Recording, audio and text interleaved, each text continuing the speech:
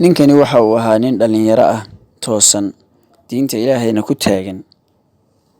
Waxa uu guursaday gabadh xaaladeedu ay dhexdhexaad tahay. Hal sano markii ay isqabeen gabadhii, Ilaahay waxa uu ku irsaaqay gabadh yar oo qurux badan, una noqotay iyaga ididiilo wanaagsan. Gabadha yar markay u dhalatay, waxaa looga yeedhay wasaaradda mid ka mid ah, waxaana shaqo looga dhigay inuu dahabka baadho madaarka. Shaqada uu ninkani ku jiro ayaa fidnadu waxay ugu imaanaysay iyadoo lugaheeda ku socota, waayo dumarka ayaa u keenayay laaluush ama rishwo, sida qofba u yaqaano, iyagoo ka doonaya in waxa ay sitaan ee dahabihi uu u gudbo oo aan laga baadhin. Isaguse waxa uu ahaa nin iimaankiisu weyn yahay oo adag yahay, xaaraantana aan ogolayn. Xataa naagta jaarkiisa ah oo saaxiibad la ahayd xaaskiisa, xataa naagtaas iyada ah lama uusan macaamilin. Ilaahay raalli ahaanshihiisa ayuu ka doorbiday raalli ahaanshaha gabadhaas. Muddo yar markii laga joogo arrintaas shaqadana uu hayay, waxa qoyskii ku soo kordhay arrimo maaliyadeed oo duruufo ah. Naagtiina waa ay u dulqaadan weyday ninkan, iyada oo ka doonaysa inuu buuxiyo booska ka dhiman, iyadoo una sheegaysa inuu noqdo sida saaxiibadii shaqada kula jira, yacni aqbalo rishwada iyo laaluushka. Nimankaas iyaga ay ku boorinayso inuu sidooda noqdaan, qaarkood way khiyaanayn jireen ammaanada. Shaqada ay hayaanna way sahlan jireen, xoogaa yarna way qaadan jireen oo rishwo ah. Ninkani laakiin nin iimaan leh ayuu ahaa, xaaskiisana waa uu diidi jiray, wuxuuna xasuusin jiray xadiiskii nabiga ee ahaa, qofka wax laaluusha iyo kala laaluushaaba waa ahlu naar. Iyaduna sideeda kale waxba lama ay hadhina, doodda waxay ku adkaysanaysay in arrintani ay hadiyad tahay oo aanay rishwo ahayn.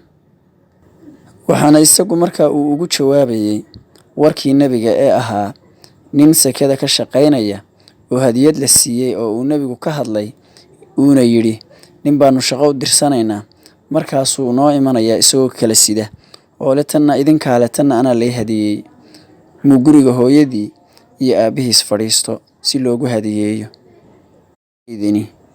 Haweenaydani ma aysan sahlanayn laftarkeedu. Waxay sheegtay in saaxiibadeed ay hadiyad siinayso reerka, ayna rabto maanta in dahab loo sii daayo. Haddii uu arrintaa ka faa'iidaysan karo, waa ay wada joogayaan. Haddii uu arrintaasi diido oo hor istaago sidiisii caadada ahaydna, waa uu furayaa gabadhan. Wadaadkan miskiinka ah waxa uu go'aan ku gaadhay inuu go'aankaa dambe qaato gabadha, oo uu oggolaado hadiyaddan reerka la siinayo iyo dahabkan la tahriibinayo, maantoo qudhana uu arrintaa yeelo. Siday tahayba, waxa uu u sheegay maalinta uu shaqada ku qoran yahay, camaliyaddanina ay dhici doonto. Isla xilligii uu shaqada ku qornaaba, maamulayaashiisii waxay u sheegeen khadka ay wadato gabadha jaarka ahi. Ballantii intaan la gaadhin ama lagu dhow yahay, waxaa lagu wargeliyey in gabadhani ay tahay mid doonaysa inay ka aarsato ninkan keliyeeta, dahabkan ay meesha keentayna uu yahay mid faalsa ah. Waxa uu ku soo laabtay haweenaydii uu qabay, oo habeenkii aad ula dooday, dalbatayna inuu hadiyaddan aqbalo ama furo. Waxaana uu u sheegay haweenaydina ay khiyaano wadatay. Gabadhii waxay go'aansatay inay khaldantay, Ilaahay ayay toobad weydiisatay.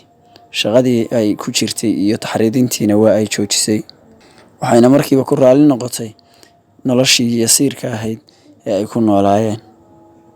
Waxay dalbatay inuu cafiyo wadaadku, isagiina waxa uu u sheegay qofka qoyskiisa xalaal ku koriyaa inuu adduun iyo aakhiraba liibaanayo. Ayaamo yar kadib, wasaaraddii u shaqaynayay ayaa dalac siisay, lacag badanna waa la siiyey.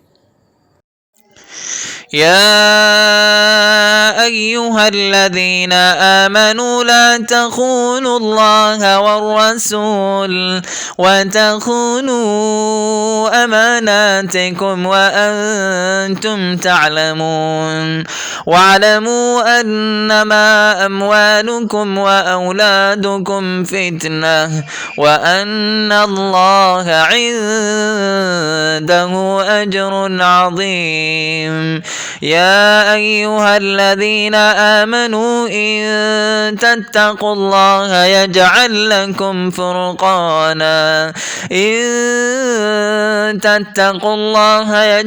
لكم فرقانا ويكفر عنكم سيئاتكم ويغفر لكم والله ذو الفضل العظيم.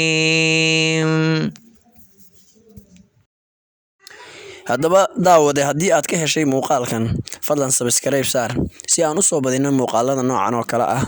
mahadsanid.